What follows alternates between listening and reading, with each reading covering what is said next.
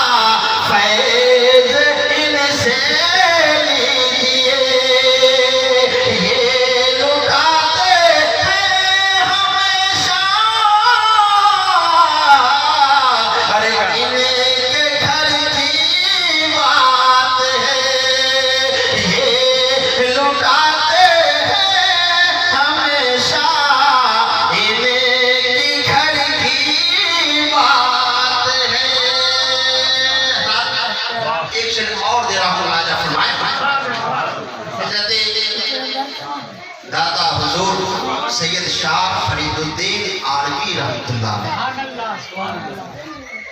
जिनके छठे नंबर के खलीफा हुजूर साहब रज़ा दादा अब्दुस्समी रहमतुल्लाह अलैह की जात है। हुजूर सैयद शाह अब्दुस्समी रहमतुल्लाह अलैह के पीर का नाम हाफिज फरीदुद्दीन आरवी हैं, जो अपने जमाने के आला हजरत। और एक बात बता दूं, उनको आला हजरत किसी मौलवी ने नहीं कहा है, किसी मौलवी ने नहीं कहा, किसी मुफ्ती ने नहीं कहा, उनको आला हजरत खुद आला हजरत ने कहा। और ये कब की बात है, जब मदरसा फैजुल गुरबा की बुनियाद रखी जा रही थी आरा शरीफ में, तो आपके साहबजादे मौलाना मुस्लिहुद्दीन साहब ये एजुकेशन डिपार्टमेंट के बिहार झारखंड के डिप्टी कलेक्टर थे। आप आला हजरत को दावत दिए थे कि मदरसे की बुनियाद रखने के लिए आपको बुलाया जाए। तो जब मदरसे की बुनियाद रखे और रखने के बाद चले गए, तो हुजूर हाफिज फरीदुद्दीन आरवी के बेटे शहजादा साहबे शहजादा मौलाना मुस्लिहुद्दीन साहब ने अपने बेटे मौलाना मोइनुद्दीन साहब को उसी मदरसा में पढ़ने में लगाया। और जब हिफ्स मुकम्मल कर लिया तो इस हिफ्स की दस्तार के मौके से जो जलसा हुआ था, उस जलसे में फिर आला हजरत को बुलाया। और आला हजरत को जब बुलाया गया तो उसी वक्त आला हजरत जब हाफिज फरीद के रोजे पे गए, जब तक विशाल जब गए तो कहते हैं कि आज मैं आला हजरत के दरबार में आया। आप सोचिए, कुछ लोग कहते हैं हमारे सिलसिले में बहुत कुछ नहीं है, नहीं सब कुछ है, सब कुछ है। और उन तमाम बातों की एक दलील, जिस सिलसिले के बुजुर्ग को आला हजरत ने आला हजरत कहा है, वो कैसा बुजुर्ग है। आज वो यहाँ तशरीफ लाए होंगे, मेरी आंखें नहीं देख रही है मगर शेख सबको देख रही है। एक शेर हाजिर करता हूँ, राजा फरमाए, ना कोई गम है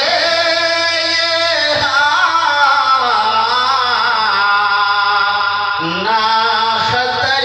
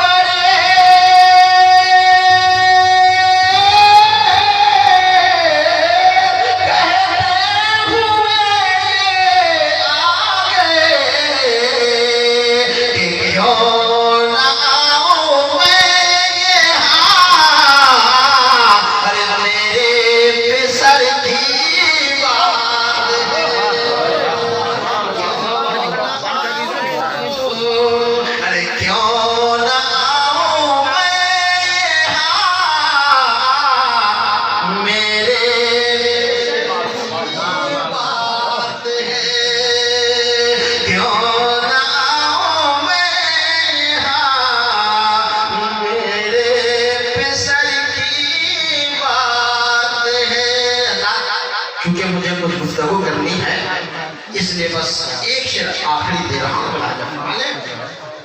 बहुत अकीदत और मोहब्बत का ये सौगात आप तमाम लोगों की जानिब से शेख की बारगाह में पेश कर रहा हूँ। आखिरी शेर है कि हमने जब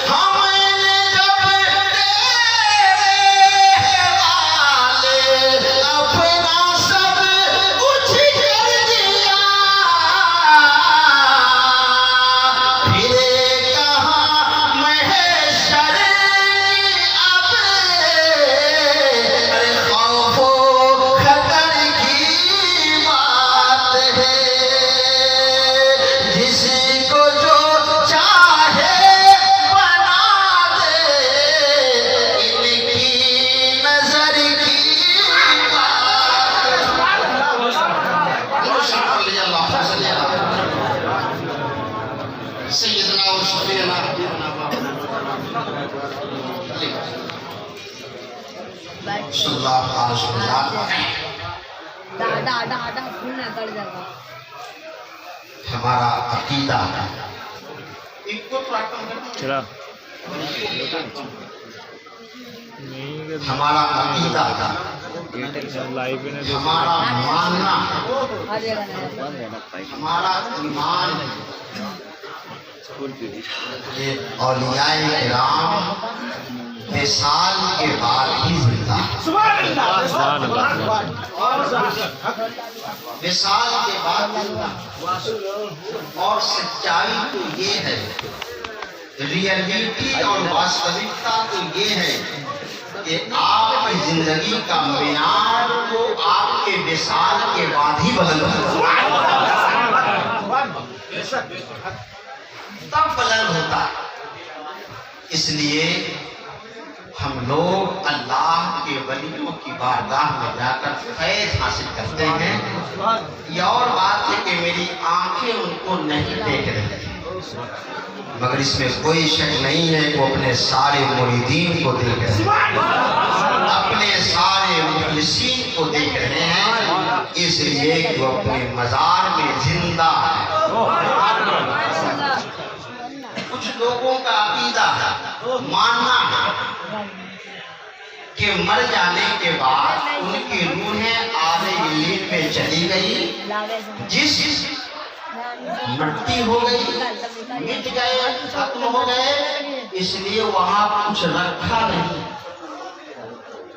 कुछ रखा नहीं है, इसलिए वहां नहीं जाना चाहिए। वहां क्या मिलेगा? कुछ नहीं मिलेगा, उनकी रूह तो चली गई। मेरा कहना है नहीं, रूह तो चली जाती है मगर जिस्म से ताल्लुक रहता है। यहाँ से दलील सुनते ताल्लुक रहता है। नंबर 1 पहली दलील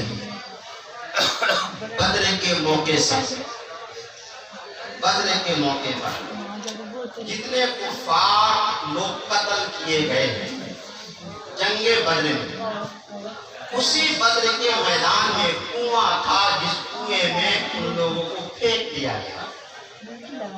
जब फेंक दिया गया तो मेरे पैगंबर उस कुएं के पास चले और कुएं से जाके कहते ऐ फलां, ऐ फलां, ऐ उतबा, ऐ शैबा, ऐ फलां, सुनो मेरे रब का वादा पूरा हुआ कि नहीं? व्हाट्सएप पे जिसको तुम रब मानते थे तुम्हारे रब का वादा गया कहाँ? एक सहाबी आए जिनका नाम था हज़रत सैयदना उमर फारूक। कहते या रसूलल्लाह ये तो मर गए, इनसे आप बात कैसे कर रहे हैं? इनसे बात कैसे कर रहे हैं? तो मेरे पैगंबर फरमाते हैं ऐ उमर तुम्हें नहीं पता, तुमसे ज्यादा सुनता है। चैलेंज करता हूं, जब एक काफिर की रूह भी सुन रही है, काफिर की रूह सुन रही है, तो आम मुसलमानों की रूह का क्या कहना? आम मुसलमानों की रूह का क्या कहना है? और जब आम मुसलमानों का ये हाल है तो वलियों की शान क्या? वलियों का मकाम क्या होगा? यही वजह है 1731 में विसाल फरमाने वाले तसव्वुफ की दुनिया के बड़े मशहूर मारूफ आलिम दीन अल्लामा अब्दुल गनी नाबुल्सी रहमतुल्लाह, जिसका सरकार सुल्तान की किताब में बार-बार रेफरेंस किया जाता है, वो फरमाते हैं ऐसी बात वही करता है जो बुजुर्गों से नफरत रखता है, बुजुर्गों से बगावत रखता है। अरे बुजुर्ग की तो शान ये है कि जहां बुजुर्ग कदम रखते वो मिट्टी भी बाबर के फोड़ती है। बुजुर्गों के मरने की बात कहते हो हजरात, हदीस की दलीलें बहुत ज्यादा है, मैं ब्रीफ केस में ला रहा हूँ, आगे दो चार और एग्जाम्पल देता हूँ। हदीस शरीफ में आया है, बुखारी शरीफ की हदीस, जो Bukhari the most authentic book after the Holi Quran all over the world, पूरी दुनिया में जो सबसे बड़ी किताब है कुरान के बाद वो बुखारी शरीफ।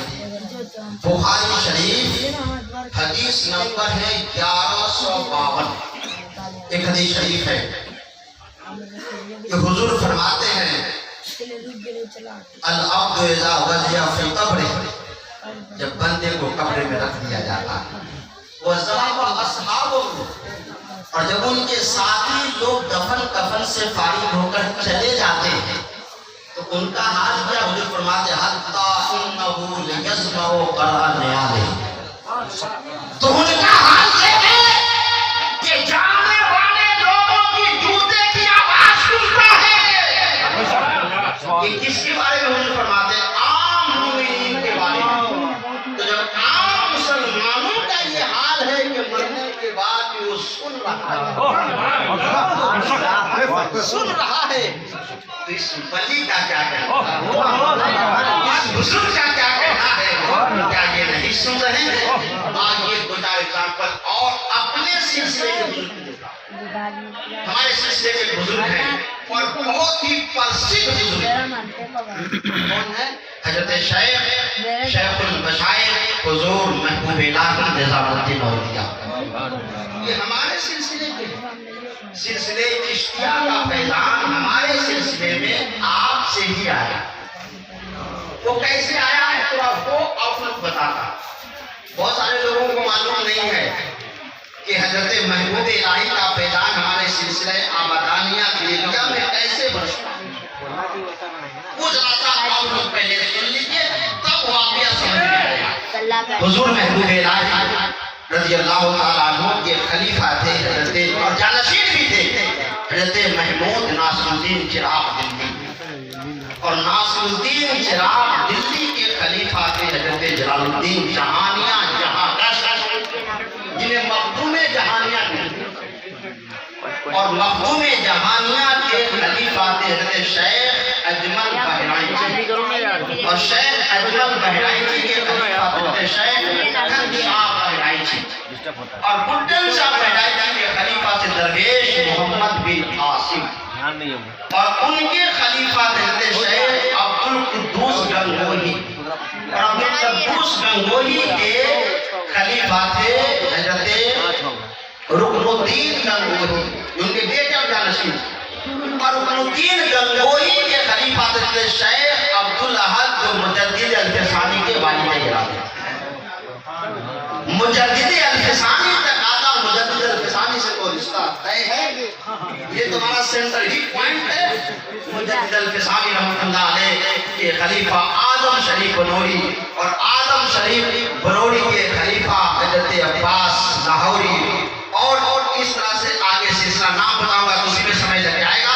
और सिलसिला व सिलसिला सोफिया बादानी, एहसान अली पाक पटल, लेमुद्दीन शाह दुहारवी, दीदार अली खान गाजीपुरी, हाफिज फरीदुद्दीन आरवी और हजरत अब्दुल समीर हुंगैरी सरकार। ये तो बिलाल नहीं रहा अभी, तो हजरत रास्ता पानी सब करके आया चपदानी में। महबूब इलाही निजामुद्दीन का इसका भाई का रिश्ता लगा रहा है, इसीलिए कहा जाता है सिलसिले चारों सिलसिला का फैजान है।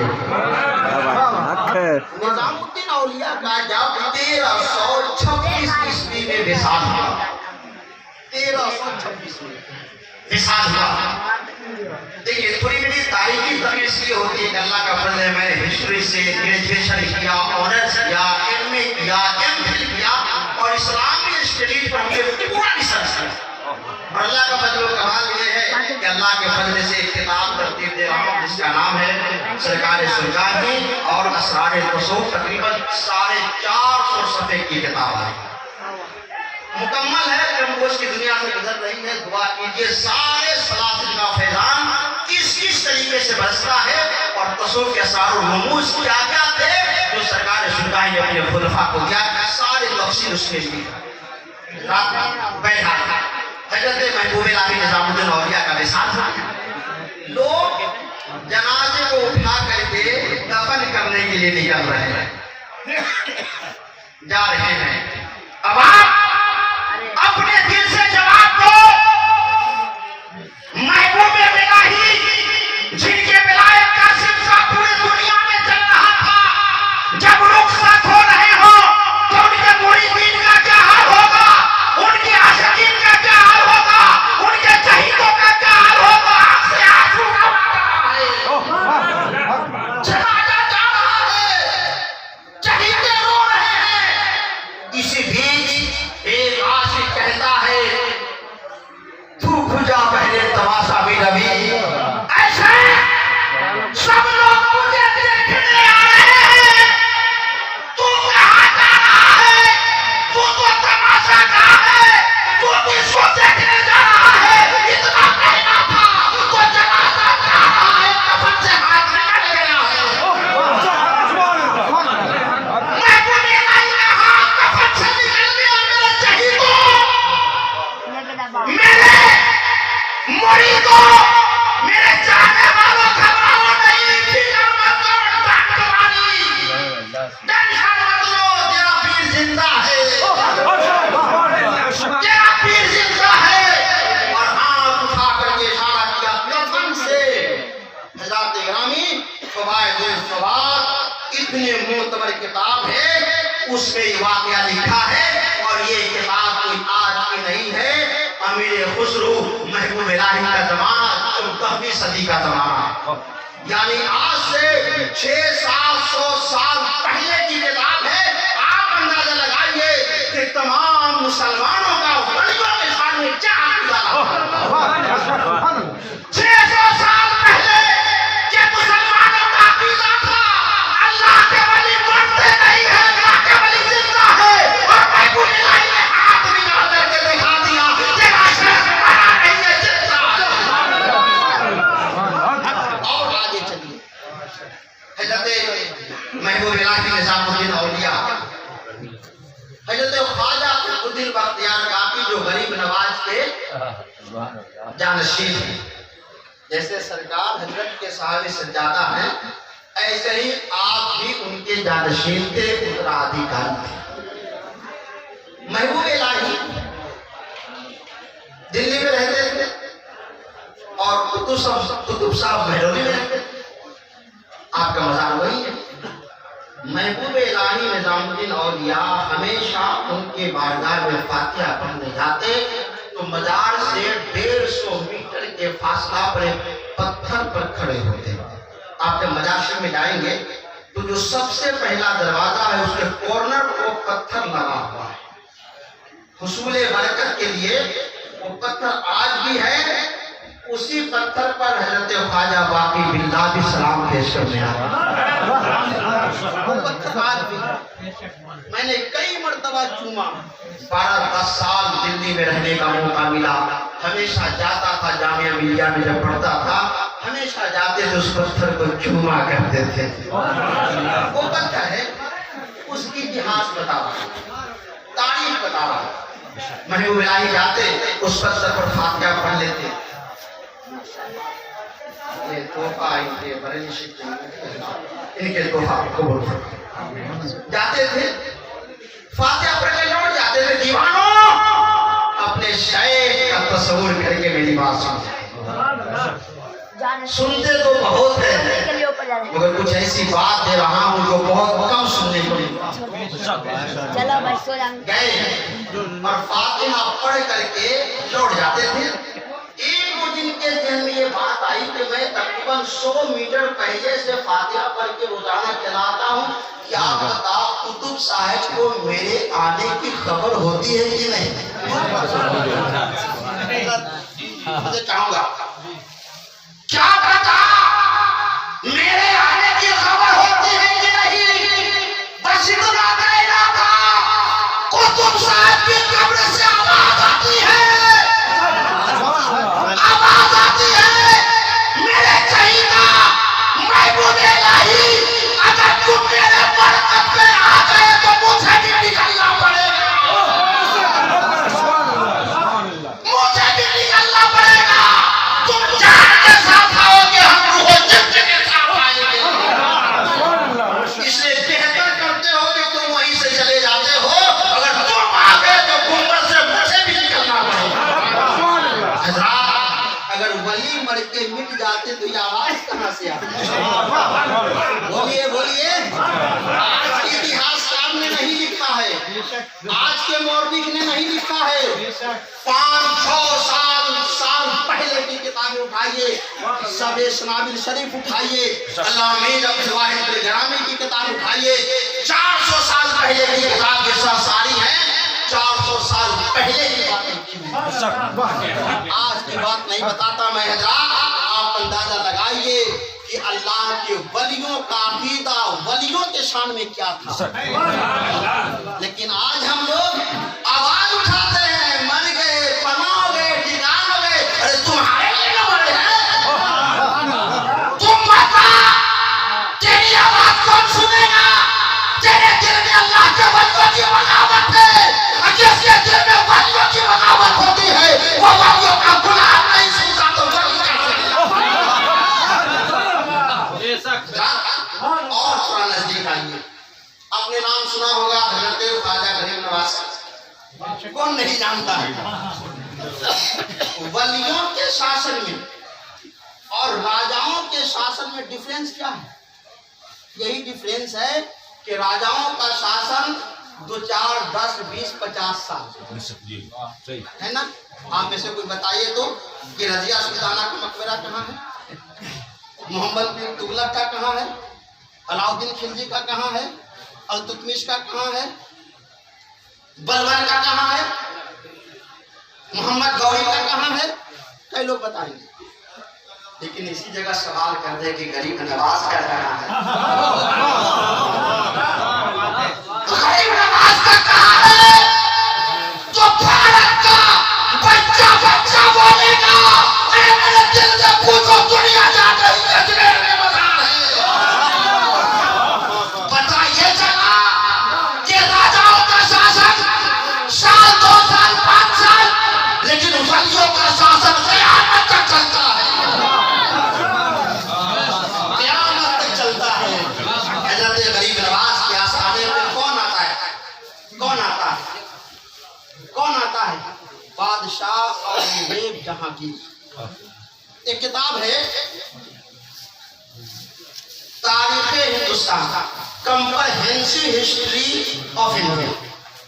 ये किताब इरफान हबीब साहब की लिखी हुई किताब है और उन्होंने तो इंग्लिश में किताब लिखी थी, लेकिन अब उसको उर्दू अकेडमी वाले ने उर्दू में भी ट्रांसलेशन किया।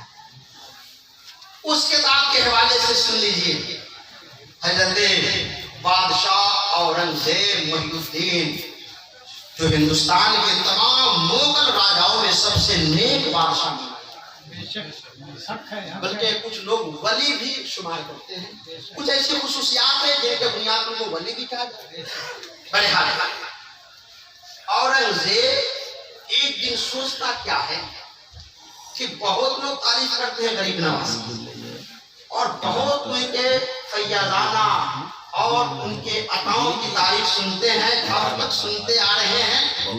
आज हम जांचना चाहते हैं, आज जांचना चाहते हैं। मैं जाऊंगा मजार शरीफ में, अगर वाकई अल्लाह का वली जिंदा होगा तो मुझे चाहिए, वली जिंदा होगा तो मैं सलाम करूंगा, जवाब आएगा। सलाम करूंगा, जवाब आएगा, और अगर जवाब नहीं आया तो मजार को तोड़ दूंगा, ताकि लोगों के दिमाग में ये बात आया। औरंगजेब जैसे ही दरवाजे पे कदम रखा तो एक फकीर को देखा, एक फकीर को देखा। क्या कह रहा था?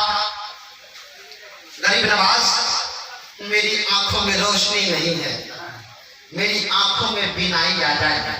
गरीब नवाज, आपके आस्थाने से पल रहा हूं, आपके आस्थाने से बढ़ रहा हूं, आपके मैदान से जिंदा हूं, मगर एक आखिरी ख्वाहिश है कि मेरी आंख में रोशनी भी आ जाए।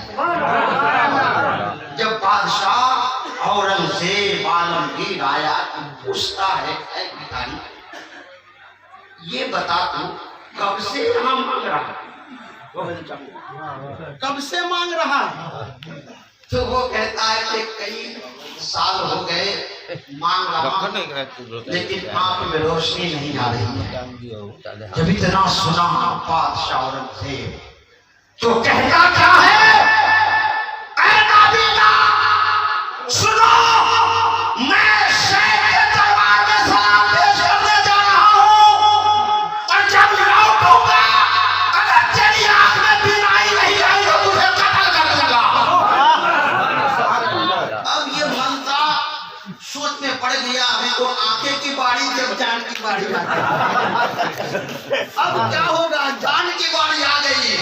जब इतना सुना गरीब नवाज की बारगाह में रो रो के फरियाद किया, गरीब नवाज, तेरी बारगाह में हुसैन का वास्ता, तेरी बारगाह में ज़ैनुल आबिदीन का वास्ता, तेरी बारगाह में इमाम बाकर का वास्ता, इमाम तर्की का वास्ता, तेरे बारगाह में जुनैद बगदादी का वास्ता, तेरे बारगाह में तेरे पीर का वास्ता, तेरे बारगाह में तेरे मशाइख का वास्ता, तेरी बारगाह में उस्मान हारून का वास्ता, हाजी सक्राती का वास्ता। सरकार मेरी आंख में रोशनी अता फरमा, रोशनी अता फरमा। अब तक तो मेरी आंख की बात थी, अब मेरी जान जाने की बारी आ गई है। कोई आओ नहीं, बल्कि वक्त शहंशाह, वक्त राज औरंगजेब बादशाह ने आकर के कह दिया है, अगर तेरी आंख में रोशनी नहीं आई तो तेरी जान मार दूंगा। गरीब नवाज लाज रख ले, गरीब नवाज करम फरमा, गरीब नवाज दिल से दुआ कर रहा हूँ, तेरी बारगाह में अर्जी पेश कर रहा हूँ, तेरे पीर और मुर्शिद का वास्ता, अहमद चिश्ती का वास्ता, मोहम्मद चिश्ती का वास्ता, तमाम मशाइख का वास्ता। गरीब नवाज करम फरमा, दुआ किया और बादशाह औरंगजेब मजार में गया, मजार में गया। कहता अस्सलाम वालेकुम या गरीब नवाज, आवाज नहीं आई। फिर कहता है अस्सलाम वालेकुम या गरीब नवाज, फिर आवाज नहीं आई। तीसरी मर्तबा कहता है अस्सलाम वालेकुम या गरीब नवाज सुल्तानुल हिंद, गरीब नवाज सलाम कबूल हो। तीसरी मर्तबा जवाब आता है वालेकुम अस्सलाम ऐ बादशाह हिंद, वालेकुम अस्सलाम। बादशाह औरंगजेब को सस्पेंशन हुआ कि 2 मर्तबा सलाम पेश किया, जवाब नहीं आया, तीसरी मर्तबा क्यों आया? तीसरी मर्तबा क्यों? ये उनके ध्यान में पैदा हुआ। मगर एक बात बता देता हूँ, बुजुर्गों की बारगाह का अदब ये है कि बुजुर्गों की बारगाह में अगर कोई सवाल पैदा हो तो क्यों नहीं होता? सुभान अल्लाह, सुभान अल्लाह। क्यों नहीं होता? अगर आप कभी बुजुर्ग को शरीयत के कुछ छोटी मोटी चीज के खिलाफ भी देखें तो जुबान को थाम दीजिए, ये बुजुर्गों की बारगाह का अदब है। और ये कोई मैं नहीं कह रहा हूँ, गौस आजम बुनियादुल तालिबीन में हजरात, औरंगजेब बादशाह खामोश है, गरीब नवाज खुद जवाब दे रहे हैं। क्योंकि वली की शान होती है तो दिल को पढ़ते हैं, ये दिल में लिखा क्या है, लिखा क्या वो पढ़ते हैं। पढ़ लिया कि औरंगजेब के जहन में सवाल पैदा हुआ कि 2 बार जवाब क्यों नहीं आया, तीसरा मर्तबा क्यों? गरीब नवाज जवाब दे रहे हैं, ऐ बादशाह पाक, तेरी वजह से लौहे महफूज पर उस वक्त तक की आग की रोशनी लाने के लिए गया था। लौहे महफूज पर उस वक्त तक की आग की रोशनी लाने गया था, तेरी वजह से। इसे याद रखना, तसव्वुफ की दुनिया में जिद नहीं किया जाता है। सुनो सुनो, तेरी वजह से मुझे जाना पड़ गया तो जवाब में ताखीर हो गई है। अब आपसे पूछूंगा, अगर गरीब नवाज मर के मिट जाते, मिट्टी हो जाते, ये जवाब कहाँ से आता? ये जवाब कौन देता? ये जवाब कैसे आता? हज़रात गिरामी, कहने का ये है और खुलासा कलाम ये है, अल्लाह के वली मरते नहीं हैं, दुनिया बदल करके चले जाते हैं। आखिरी बात एक और बताता हूँ, अगर मैं तकरीर करूँगा तो केवल 3 घंटा इस पर मेरी गुफ्तगू होगी, इतना मुताला इस पर हमारा अध्ययन, लेकिन क्योंकि वक्त नहीं है, बस एक आखिरी बात। हज़रत महबूब इलाही निजामुद्दीन औलिया के खलीफा थे नासिरुद्दीन महमूद चिराग दिल्ली, सब जानते हैं। चिराग दिल्ली में इनका मज़ार है। वो चिराग दिल्ली इनका टाइटल था, लक़ब था, लेकिन वलियों की शान होती है जहाँ वो सो जाते हैं वो जगह इनके नाम हो जाता है।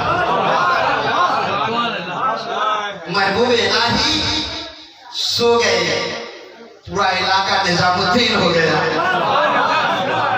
पूरा इलाका निजामुद्दीन हो गया। हज़रात गिरामी, वलियों की शान होती है। आपका लक़ब चिराग दिल्ली था, इसलिए जहाँ आराम के उस पूरा इलाका चिराग दिल्ली हो गया। जब हज़रत नासिरुद्दीन चिराग दिल्ली का विशाल हुआ, उस वक्त सिलसिले सहरवर्दिया के हिंदुस्तान में बानी कहने, यानी सिलसिले सहरवर्दिया को भारत में लाने वाले सबसे बड़े बुजुर्ग हज़रत शेख बहाउद्दीन ज़करिया मुल्तानी, जो शेख शहाबुद्दीन सहरवर्दी के खलीफा हुआ,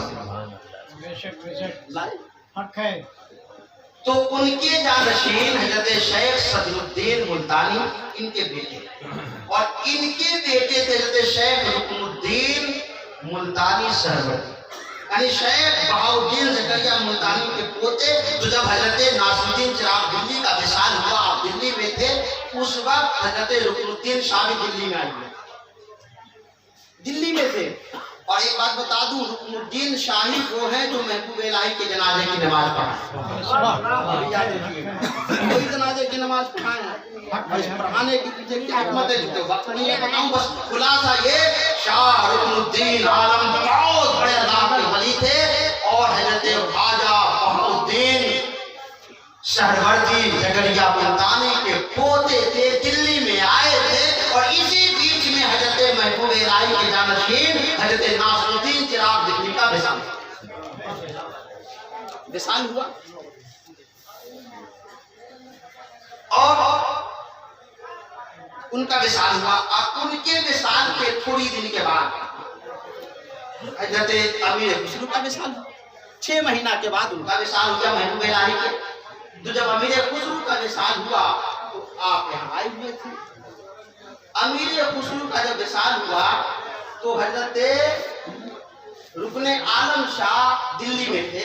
अपने मुरीदों को कहते कि सुनो ऐसा करो कि महबूब इलाही निजामुद्दीन औलिया के बड़े ही दिलरुकद मुरीद थे और बड़े चहीते थे, लेकिन ये बादशाहों की तारीफ और मदहसराई करते थे। आओ हम लोग चलते हैं अल्लाह की बारगाह में उनकी मग़फ़िरत की दुआ करते हैं। बस आखिरी बात सुनिएगा, बड़ी पॉइंट है। चलिए चलते हैं और हजरत तोतिए हिंद अमीर खुसरू का विशाल हो चुका है और उनके लिए अल्लाह की बारगाह में दुआएं मग़फ़िरत कर देते हैं और अपने सामने दफन कफन का सारा इंतजाम करा देते हैं। रुकने आलम शाह आए। जब रुकने आलम शाह आए और जब आपने दुआ करने की ख्वाहिश किया तो चचा हुआ, दुआ करने की ख्वाहिश का इज़हार किया तो हज़रत अमीर खुसरू पर्दा डाला है, सोए हुए हैं, कफन पहने हुए हैं, जनाजे की तैयारी है। आप कफन से निकल गए, कफन से निकले और निकल कर बैठ गए और बैठ के कहते हैं रुकनुद्दीन सुनो, मैंने अपने मुर्शिद की नेमत को पुश्ते पनाह बना लिया है।